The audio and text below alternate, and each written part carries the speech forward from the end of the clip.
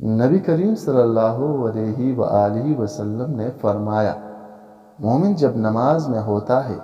تو وہ اپنے رب سے سرگوشی کرتا ہے، اس لیے وہ اپنے سامنے یا دائیں طرف نہ تھوکے،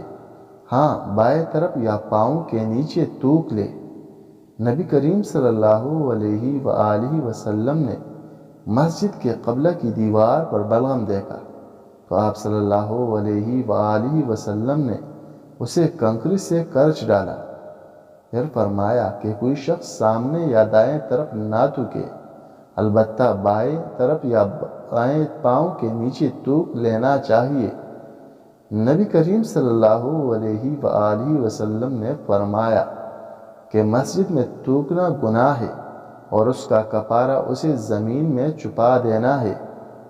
آپ صلی اللہ علیہ وآلہ وسلم نے فرمایا، جب کوئی شخص نماز کے لیے کھڑا ہو تو سامنے نہ تھوکے، کیونکہ وہ جب تک اپنی نماز کی جگہ میں ہوتا ہے تو اللہ تعالیٰ سے سرگوشی کرتا رہتا ہے،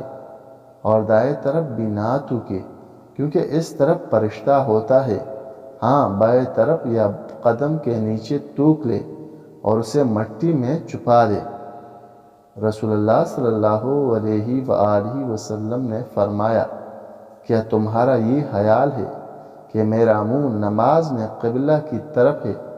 اللہ کی قسم مجھ سے نہ تمہارا خشوع چھپتا ہے نہ رکو،